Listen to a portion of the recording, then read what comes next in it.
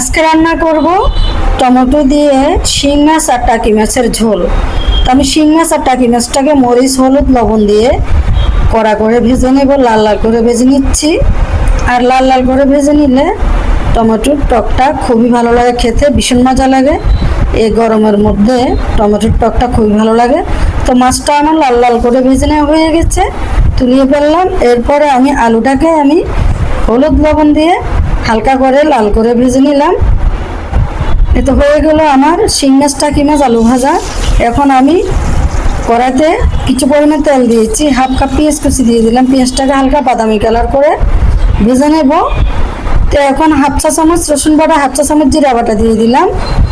তো মশলাটাকে কিছুক্ষণ কষিয়ে নেব। আমি সামান্য কিছু পানি অ্যাড করব এখন, যাতে মশলাটা পুড়ে না যায়। 1 চামচ লাল মরিচের গুঁড়া, এই মরিচটা খুবই ঝাল।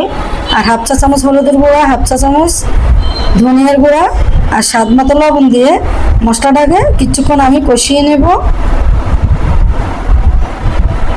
তো মশলাটাকে আরও কিছুক্ষণ কষিয়ে নেব। মশলাটা যত কষাবো টমেটোর টকটা খেতে ততটাই ভালো লাগবে।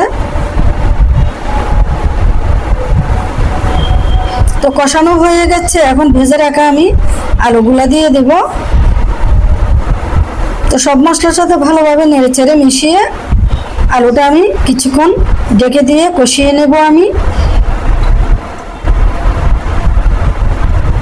তা আরও কিছুক্ষণ নেড়ে চেড়ে কষিয়ে নেব। তেলটা উপরে ভেসে উঠেছে। এখন কিছু পরিমাণ আমি পানি দেব, পানির পরিমাণটা একটু বেশি দেব, যেহেতু এটা টমেটোর টক হবে। আর এভাবে আপনারা রান্না করে খেয়ে দেখবেন, টমেটোর পরিমাণটা একটু বেশি দিবেন, তাহলে খেতে ভালো লাগবে। তো এখন আমি টমেটো দিয়ে দিচ্ছি। এখানে প্রায় 250 গ্রাম টমেটো কেটে আমি টুকরো করে দিয়ে দিচ্ছি। কয়েক মিনিটের জন্য ঢেকে দিয়ে আমি রান্না করে নেব।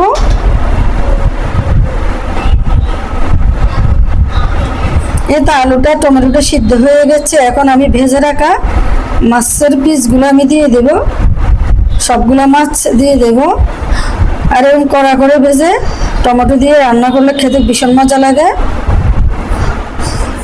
তো এখন আমি কয়েকটা কাঁচামরিচ দিয়ে দিলাম। তা আরও কয়েক মিনিট জাল দিয়ে নেব আমি। এখন আমি কিছু ধনিয়া পাতা কুচি অ্যাড করব।